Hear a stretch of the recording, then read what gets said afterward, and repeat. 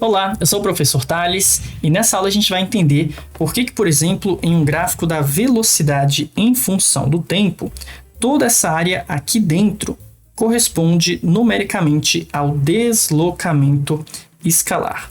Então, de onde é que surgiu essa ideia de calcular áreas do gráfico? E isso é muito útil não só para os gráficos da cinemática, de velocidade ou de aceleração, mas para vários outros gráficos na física, por exemplo, de força ao longo do tempo, em que a área vai ser o impulso, força pela distância, em que a área vai ser, por exemplo, o trabalho, ou até mesmo lá em eletrodinâmica, num gráfico de corrente ao longo do tempo, em que a área vai ser a carga elétrica. Então, vamos entender direitinho com esse exemplo aqui da cinemática. Bom, eu fiz o meu carrinho começando com uma velocidade inicial e ele vai variando essa velocidade até uma velocidade final. Não obrigatoriamente em linha reta, eu fiz aqui em linha reta só para facilitar o desenho, ocupar menos espaço, mas a trajetória não é relevante, tá? E perceba que não é um move. Apesar do nome da aula ser movimento uniformemente variado, eu quero mostrar para você que essa propriedade do gráfico serve para qualquer movimento, para qualquer variação da velocidade ao longo do tempo. Tanto é que meu gráfico ele ficou totalmente aleatório, percebe? Eu fiz aqui a velocidade aumentando, depois diminui, depois aumenta de novo, depois diminui. Enfim, é para a gente provar que realmente vai dar certo. Mostrando no gráfico, a velocidade inicial seria esse ponto daqui, e a velocidade final vai ser esse último ponto aqui. E a grande sacada para calcular o deslocamento é usar o conceito de velocidade escalar média. Então, ΔS pode ser obtido pelo produto da velocidade escalar média ao longo do tempo, né? Vezes o intervalo de tempo. Se você perceber, eu estou usando a própria definição de velocidade média, mas eu passei o tempo já multiplicando para ficar isolado o nosso ΔS. Então é como se eu estivesse transformando esse movimento variado em um movimento uniforme. Basicamente você tem que se perguntar assim, qual seria a velocidade que, mantendo ela constante, ele percorreria o mesmo deslocamento no mesmo intervalo de tempo, como se fosse realmente análogo, né? Como se fosse realmente equivalente. É um movimento uniforme, só que ele é equivalente ao movimento que você está estudando. Bom, você concorda que provavelmente um bom palpite, na verdade, né, um bom chute, é dizer que essa velocidade média corresponde à média aritmética da velocidade final e inicial. Então vou escrever assim, ó. O deslocamento escalar é igual à velocidade inicial mais a velocidade final dividido por 2. Então, isso que seria a velocidade média multiplicado pelo intervalo de tempo. Bom, na verdade, isso não é bem assim. O que eu estou fazendo aqui é um palpite, é um chute, é uma aproximação. Então, eu vou dizer que meu deslocamento poderia ser obtido pegando ali uma média aritmética e multiplicando pelo tempo. Só que pelo gráfico você vai ver que essa aproximação não está tão boa assim, pelo menos não por enquanto. Vamos colocar aqui valores para você entender ainda melhor, quer ver? Olhando aqui o gráfico de pertinho, vamos supor que essa velocidade inicial, esse V0 aqui, é igual a 1 metro por segundo. Então V0 igual a 1. Esse gráfico todo já está no sistema internacional para facilitar a nossa vida, né? Então a velocidade já está em metros por segundo e o tempo também já está em segundos. A velocidade final, contando aqui os quadradinhos, ó, 1, 2, 3. Então, se o inicial era 1, vou dizer que a velocidade final é de 3 metros por segundo. Logo, eu estou chutando, né? Eu estou aproximando aqui, estou afirmando para você que a velocidade média seria de 2. Entre 1 e 3, né? Soma vai dar 4, divide por 2. Então, é como se ele tivesse mantido a velocidade constante é igual a 2 metros por segundo. Aqui vou colocar, ó, velocidade média igual a 2. E quando você faz velocidade vezes o tempo, você está naturalmente calculando a área desse retângulo aqui, ó. Você faz base vezes altura e o deslocamento que você está calculando seria equivalente a toda a área desse retângulo. Bom, mas você concorda que não está muito bom isso não? Porque assim, a velocidade, apesar da velocidade final ser 3, poxa, por muito tempo ele ficou com uma velocidade maior do que 3, e isso acaba não sendo contabilizado, porque a gente só pegou o início e o fim, a primeira e a última velocidade. Então, e essa velocidade aqui? Olha o tanto que ele percorreu quando estava com uma velocidade lá em cima. E aqui também, ó, e aqui também, tá vendo toda essa região em que a velocidade foi muito alta? A gente está meio que desconsiderando isso. Se o gráfico fosse uma linha reta, né, se fosse um movimento uniformemente variado, tipo assim, ó, aí sim, se fosse uniformemente variado, aí sim pegar essa média aritmética seria um bom palpite, tá? Seria uma aproximação muito boa, na verdade seria uma aproximação 100% exata. Mas nesse caso, em que o gráfico está todo estranho, pegar essa média aritmética foi meio estranho também, né? Não foi muito legal, não tá tão bom assim quanto a gente gostaria. Aí que vem a grande sacada, o The Jump of the Cat. Para melhorar nossa aproximação, para a gente poder pegar uma velocidade média um pouco mais precisa, um pouco mais correta, a gente vai dividir o movimento, a gente vai cortar o movimento em 2 pedaços. Então acompanha comigo. Ao invés de falar que só teve um movimento direto, né, do início até o final, eu vou quebrar o movimento em 2 movimentos uniformes. Então teve 2 trechos em que o primeiro ele manteve uma certa velocidade média e depois ele manteve uma outra velocidade média. Então vou pegar aqui o meu carrinho, vamos dar um Ctrl C, Ctrl V.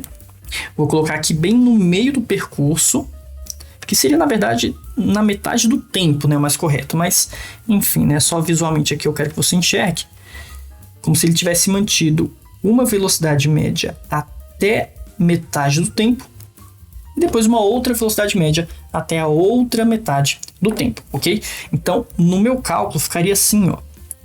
Eu teria uma velocidade média V1 vezes o intervalo de tempo delta T1 e depois velocidade 2 ao longo de um intervalo de tempo T2, de forma que essas velocidades médias seriam justamente, ó, velocidade V0 mais V1 sobre 2 vezes o tempo, e aqui V1 mais VF sobre 2 vezes o tempo.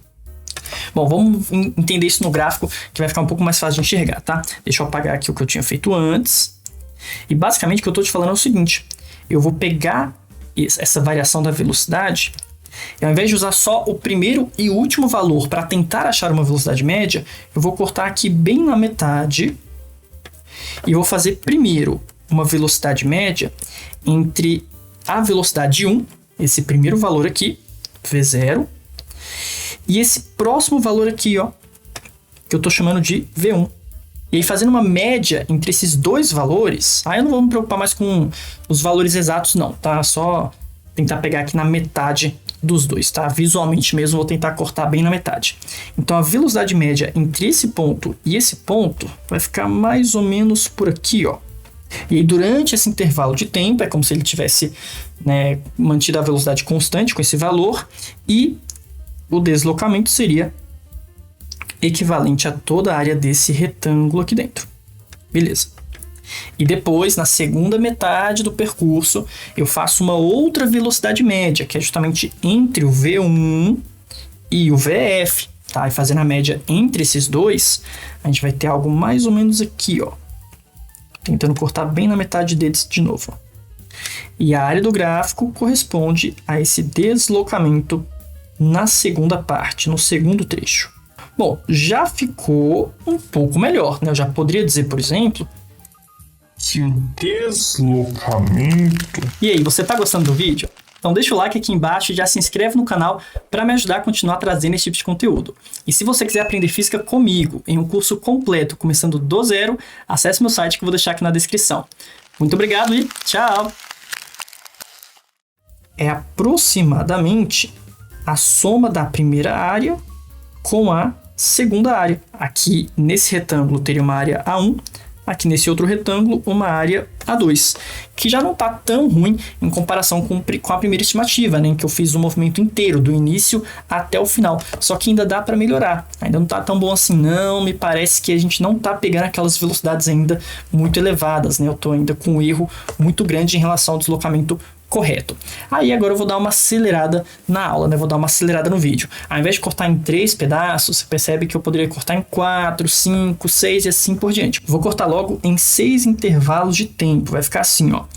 O deslocamento é a velocidade V1 vezes o intervalo de tempo 1 mais V2, intervalo de tempo 2. Só que como vão ser muitos pedacinhos, vamos simplificar nossa linguagem. Eu vou usar aqui a anotação de somatório.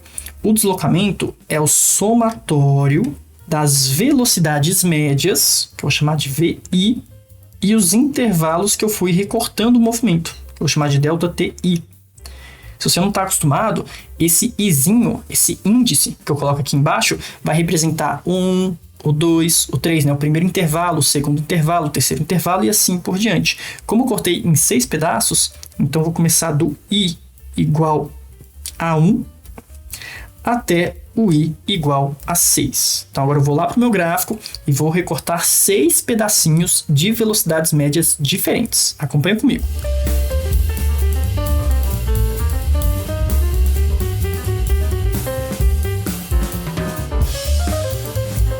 Bom, perceba que já ficou bem melhor. Quando eu pego intervalos cada vez menores, essa velocidade média, como sendo a média aritmética, já começa a se aproximar de um valor mais real, de uma média realmente mais correta. Agora, a anotação vai ficar assim, ó. Voltando ali para a parte matemática, eu diria que isso é o somatório de 6 pedacinhos, né, em que ficaria velocidade I menos 1 mais a velocidade I, tudo isso sobre 2, para pegar aqui a média daquele intervalo, vezes o intervalo de tempo ΔT. Então, o que eu estou fazendo? A primeira velocidade média vai ser V0 mais V1 sobre 2 vezes o tempo.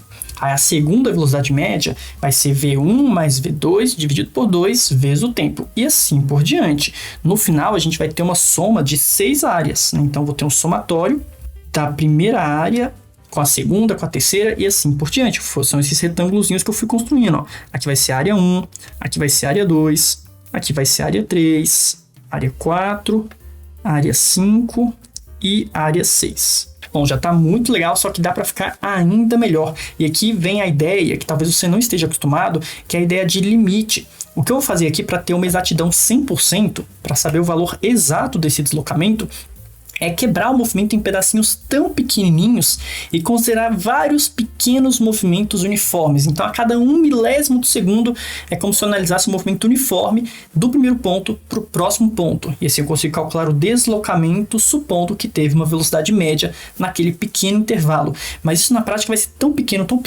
que a gente diz que o intervalo de tempo tende a 0. E essa somatória, né, o que era para ser um somatório, na verdade se torna uma integral. Uma notação que você não tem que se preocupar, mas só para curiosidade, eu vou dizer que isso é o limite, para obter o valor exato, tá? É o limite desse somatório que a gente fez, né? Velocidade vezes intervalo de tempo, porém, em que esse intervalo de tempo tende a 0. Então, a gente faz assim, ó, limite com ΔT tendendo a 0. Vão ficar várias fatias extremamente pequenas, infinitesimais. Isso, na verdade, deixa de ser chamado de somatório e passa a se chamar integral. Ah, professor, isso é o que a gente aprende na faculdade, né, num curso de exatas. Exatamente, você não tem que se preocupar se você não fazer exatas, tá? Eu só quero que você pegue a ideia aqui no final da aula. Mas eu vou dizer, então, que isso é exatamente igual e não mais uma aproximação, tá? A integral do instante 0 até o instante t final da velocidade ao longo do tempo. Então, essa integral nada mais é do que a soma de várias áreas bem pequenininhas. Então, vou pausar aqui de novo e vou fazer na prática, ou pelo menos tentar desenhar aqui na prática, como que seria esse somatório tendendo a intervalos muito, muito pequenos, né, que tendem a 0. Vai ficar assim, ó.